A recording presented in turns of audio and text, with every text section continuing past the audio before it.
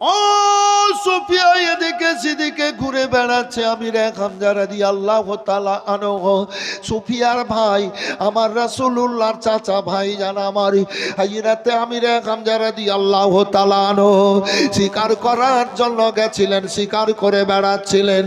এমন তো অবস্থায় পাহাড়ের দিক থেকে একখানা হরিণ দড়িয়ে চলে আসলো।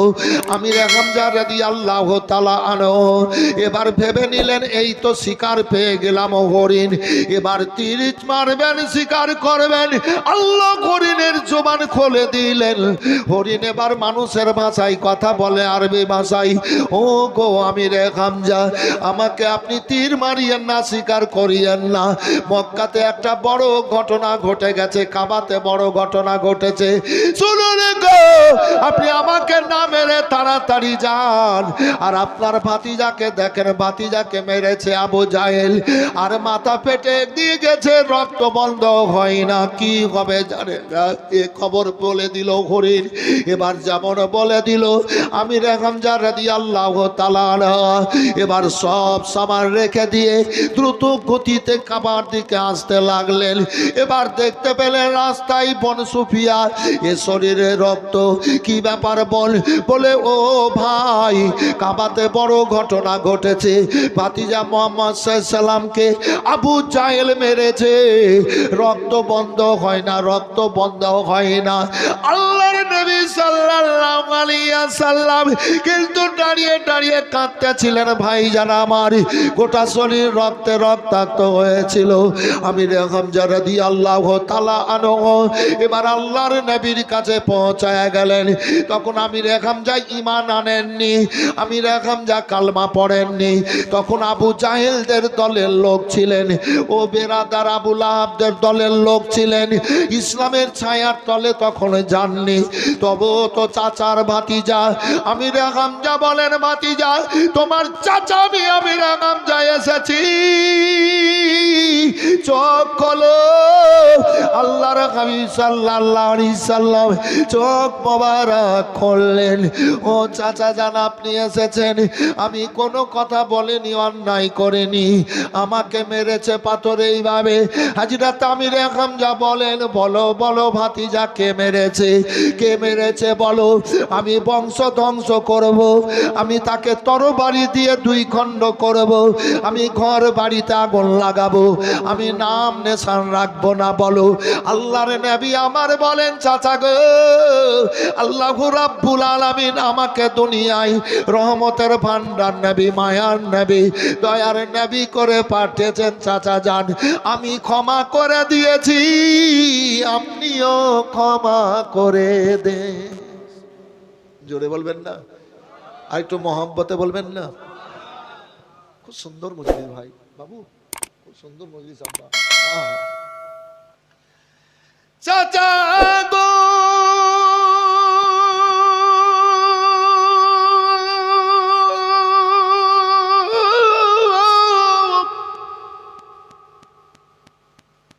আমি ক্ষমা করেছি, আপনিও ক্ষমা করে দেন। আরে চাচা জান গো,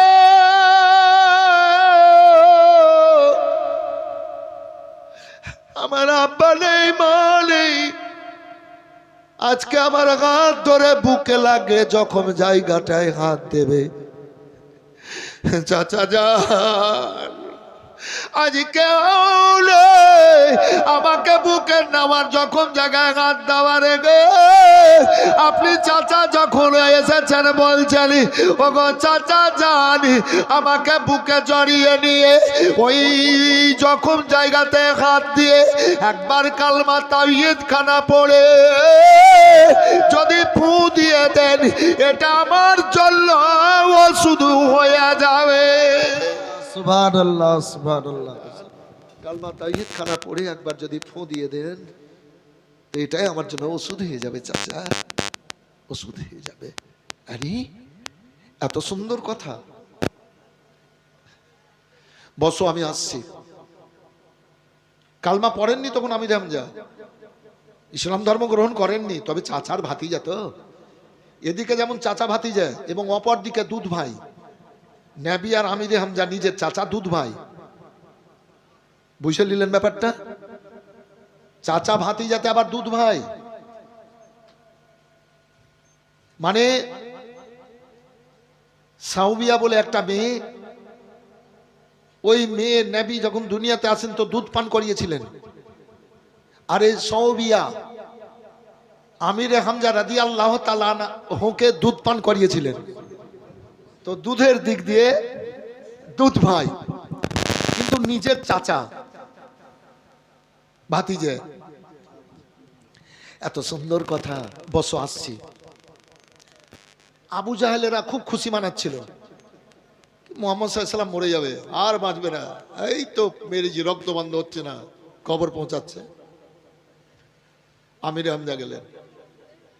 আমিরে হামজা রাদিয়াল্লাহু তাআলা যাওয়ার পর এবার অনেক লোক কাফেরেরা বসে আছে, দেখতে পেলেন আমিরে হামজা রাদিয়াল্লাহু তাআলা এবার চলে গেলেন ভাইজান আমার আবু জাহেলের কাছে। যাওয়ার পর বলেন, আবু জাহেলের আমার ভাতিজাকে তুমি মেরেছো। ও আবু জাহেল, আমি তোমাকে মেরে বদলা নিতাম, তবে আমার ভাতিজা ক্ষমা করেছে, আমাকে ক্ষমা করতে বলেছে, আমি ক্ষমা করে দিয়ে এসেছি। আবু জাহেল, এতদিন আমি তোমাদের দলের লোক ছিলাম, তোমাদের সঙ্গে যে কোনো আলোচনায় থাকতাম, শুনে লাউ লাউ লাউ রে, আজ থেকে আমি আমার ভাতিজার হয়ে গেলাম, আজ থেকে আর তোমাদের দলে আমি থাকলাম না।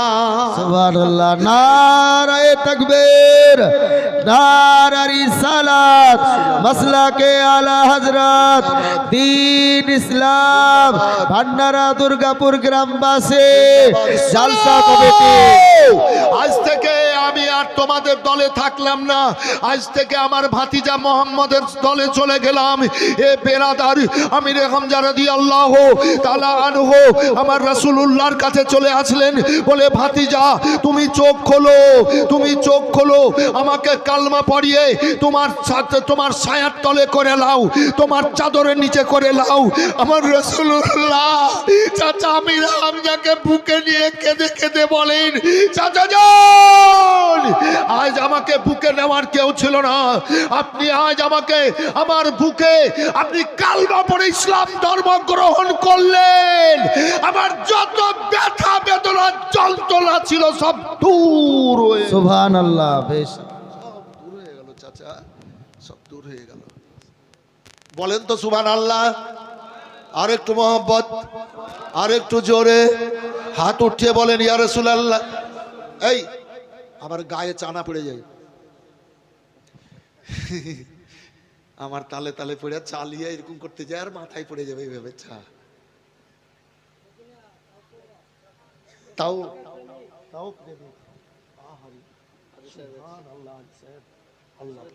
হাজী সাহেবের ছেলে, নবীর প্রেমিক।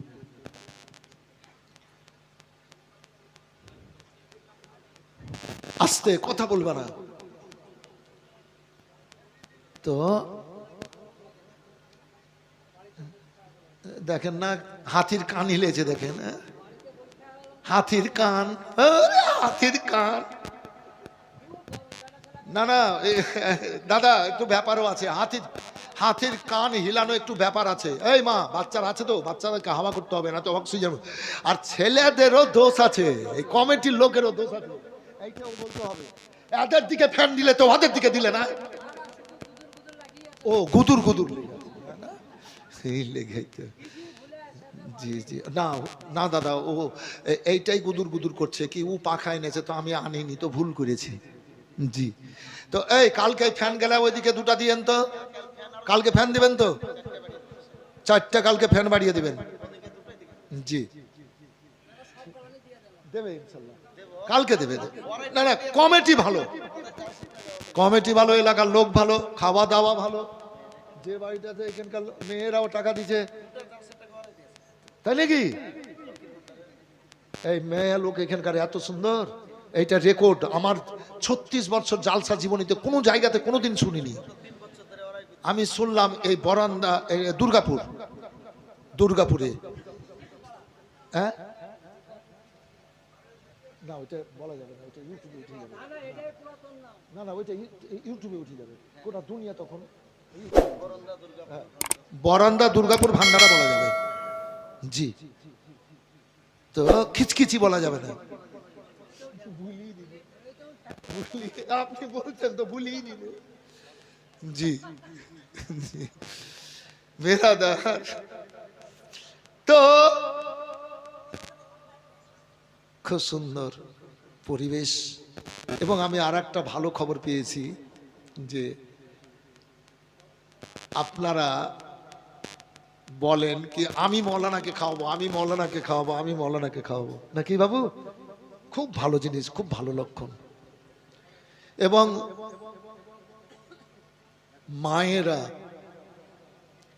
মায়েরা ওই যে দুটো জালসার পয়সা দান করেছেন আপনারাই, ইমাম সাহেব বললেন খুব ভালো জিনিস। এটা আমার জীবনে প্রথম দেখলাম যে সব মেয়েরা দুটো জালসার পয়সা দান করেছে। জি, ইসলাম। আহারে, নবীর সব ব্যথা বেদনা যন্ত্রণা কষ্ট দূর হয়ে গেল, বলেন সুবহানাল্লাহ। আল্লাহ রাব্বুল আলামিন পাক কালাম পাকের মধ্যে ঘোষণা করে বলেছেন, ওমা আরে সাল্লাকা ইল্লা রাহমাতাল লিল আলামিন। বান্দা বান্দির আগে আমার হাবিবকে পাঠালাম না যতক্ষণ পর্যন্ত না কুল কায়নাতের জন্য রহমতের ভান্ডার বানালাম। আল্লাহু আকবার, আল্লাহু আকবার। আমির হামজা রাদিয়াল্লাহু তাআলা আনহু এবার কালমা পড়ে নিয়েছেন। এ আবু জাহেল নবীর দুশমন, উমারে ফারুক রাদিয়াল্লাহু তাআলা আনহু ইনিও আল্লাহর নবীর দুশমন। বেরাদার, এবার ওরা মিটিং ডেকেছে।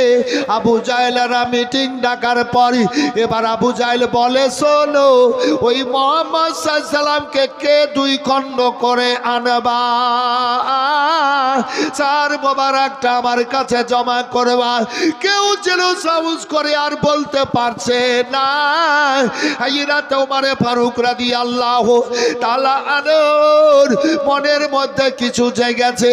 আবু জাহেল বলল, এ খাবিস বলল, এ জাহান্নামের কুত্তা বলল, ও মুহাম্মদ সাল্লাল্লাহু আলাইহি সাল্লামকে যে তুই খণ্ড করবে তাকে 100 উট আমি পুরস্কার দেব। তবে একদিকে বাদশা আবু জাহেল, অপরদিকে বাদশা ছিলেন হাইরাতে ওমরে ফারুক রাদিয়াল্লাহু তাআলা আনহু। আল্লাহু আকবার, আল্লাহু আকবার।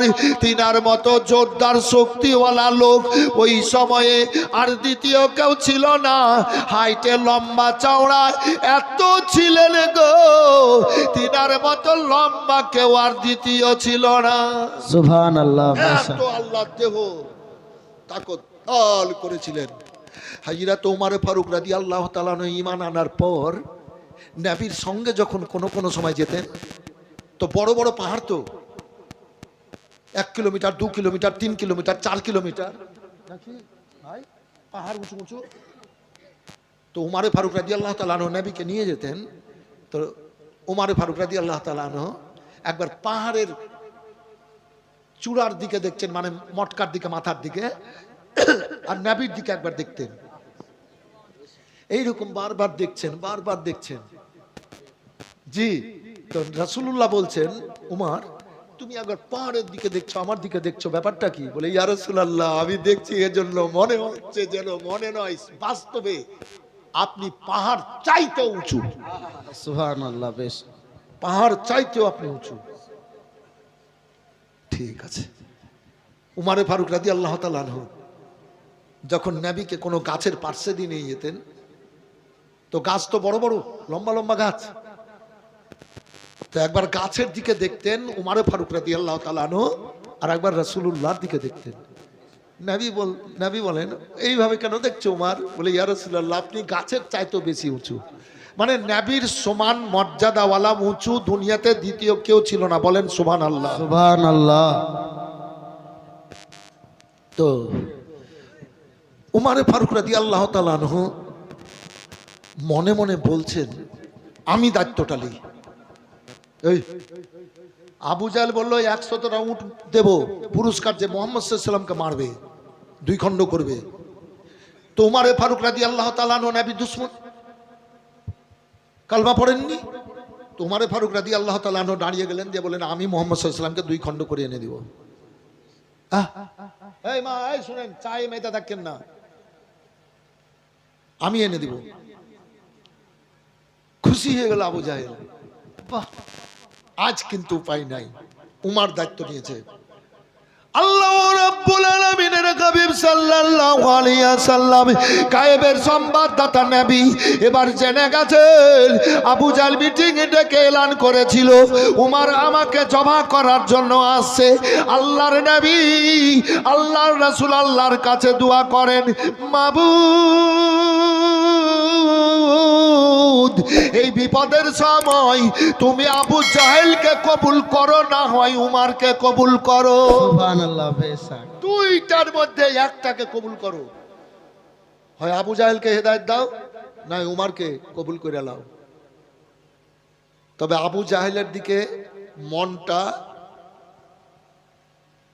একবার দুবার ঝুঁকেছে, আর উমারে ফারুক রাদিয়াল্লাহু তাআলার দিকে 98-99 বার রাসূলুল্লাহর মনটা ঝুঁকেছে। বলেন সুবহানাল্লাহ।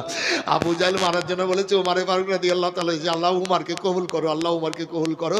এবার কয়েকজন সাহাবীকে নবী, কয়েকজন বলতে এই আপনার 22 থেকে 24টা সাহাবীকে নিয়ে নবী একটা জায়গাতে ইসলাম প্রচারের কাজ কথাবার্তা বলছে, আলোচনা চালাচ্ছে জুলুসের মতন, গোপনে একটা বাড়িতে, একটা জায়গাতে। সাহাবীরা বলছেন ইয়া রাসূলুল্লাহ উমার চলে আসছে, উমার চলে আসছে, আজ আর বাঁচবো না, সবাইকে জবা করে দিবে ইয়া রাসূলুল্লাহ। নবী আমার বললেন সাহাবীরা তোমরা কেউ বের হবা না, তোমরা এখানে থাকবা, আর উমারকে কেউ কোনো কথা বলবা না, যা কিছু বলতে হবে আমি বলবো, তোমরা কোনো কথা কেউ বলবা না। ঠিক আছে ইয়া রাসূলুল্লাহ। উমারে ফারুক রাদিয়াল্লাহু তাআলা আনহু চলে যাচ্ছেন, নবীর দিকে দেখেছেন। তার পূর্বের ঘটনা, তার আগে একটা ঘটনা, যে রাস্তা দিয়ে যাচ্ছিলেন উমারে ফারুক রাদিয়াল্লাহু তাআলা আনহু, একজন সাহাবীর সঙ্গে দেখা। একজন সাহাবী রাসূল সাল্লাল্লাহু আলাইহি সাল্লামের সঙ্গে দেখা। তো বলছে উমার তুমি কোথায় যাচ্ছ? বলে আমি রাসূলুল্লাহকে 2 খণ্ড করার জন্য যাচ্ছি। রাসূলুল্লাহকে 2 খণ্ড? বলে হ্যাঁ। বলে তোমার মতো উমারের ক্ষমতা নাই। সুবহানাল্লাহ বলে দেন। তোমার মতো উমারের ক্ষমতা নেই। এত বড় কথা, আমার মতো বাহাদুরকে? বলে এই যে ভেড়িয়ার বাচ্চা। ভেড়িয়ার বাচ্চা বলতে একটু বুঝিয়ে দিতে হবে তো। ওই যে ন্যাকড়া বাঘ বলি না, ন্যাকড়া বাঘ, ভেড়িয়া বলে ওইগুলাকে। কথা বুঝতে পারলেন? শিয়ালের মতো। এই যে ভেড়িয়ার বাচ্চা, ছোট ছোট, সবে মাত্র চোখ ফুটেছে, এই ভেড়িয়ার বাচ্চাকে যদি তুমি ধরে যেতে পারো, তাহলে আমি জানবো যে কেউ নবীকে জবা করতে পারবে, নইলে না। রাগ হয়ে গেল, দিয়ে ধরার জন্য অনেক চেষ্টা করলেন উমারে ফারুক রাদিয়াল্লাহু তাআলা আনহু, কিন্তু ধরতে আর পারলেন না। পিছলি কেটে কেটে কেটে কেটে হাত করে বাচ্চাগুলা পালিয়ে গেল। তো সেই সাহাবীটার নাম মনে আছে, কিন্তু এখন মুখে আসছে না, মনের মধ্যে আছে, গলা পর্যন্ত আসছে, কিন্তু মুখ দিয়ে বেরোচ্ছে না। পরে মনে হয়ে যাবে ইনশাল্লাহ, যেহেতু পড়া আছে কেতাবে। তো বেরাদার, হযরতে নাঈম রাদিয়াল্লাহু তাআলা আনহু ওই সাহেবের নাম। এতগুলা মনে রাখা অত কঠিন কি না কি বাবু? কিন্তু আল্লাহর দয়া, আল্লাহ করিয়ে রেখেছেন। জি, তো হযরতে নাঈম রাদিয়াল্লাহু তাআলা আনহু সাহাবীটার নাম। তো নাঈম রাদিয়াল্লাহু তাআলা আনহু বলছে, হলো আমি যে বললাম ওই নবীকে আপনি দুই খণ্ড করতে পারবে না? একটা সামান্য ভেড়িয়ার বাচ্চাকে আপনি ধরতে পারলে, তুমি ধরতে পারলে না, আর ওই নাবিকে দুই খণ্ড করবে? মানে লাও দাও করে কথাবার্তা চলছে। সমবয়স্ক রাগ হয়ে গেল। হযরত নাঈম রাদিয়াল্লাহু তাআলা আনহুকে তরবারি মারবেন, ও জেনে নিয়েছেন উমর ফারুক রাদিয়াল্লাহু তাআলা আনহু ঈমান এনেছে, আর আমি তো ঈমান আনিনি। উমর ফারুক রাদিয়াল্লাহু তাআলা আনহু ঈমান আনেননি, তো মারার জন্য রেগে যখন যাচ্ছেন, তো হযরত নাঈম রাদিয়াল্লাহু তাআলা আনহু বলছেন, এই উমর, আগে ঘরকে দেখো গা, তারপর পরকে দেখো। আগে ঘরকে মানে বলে আগে ঘরকে দেখো গা, তারপর পরকে দেখো। বলে আমার ঘরে কি হয়েছে? বলে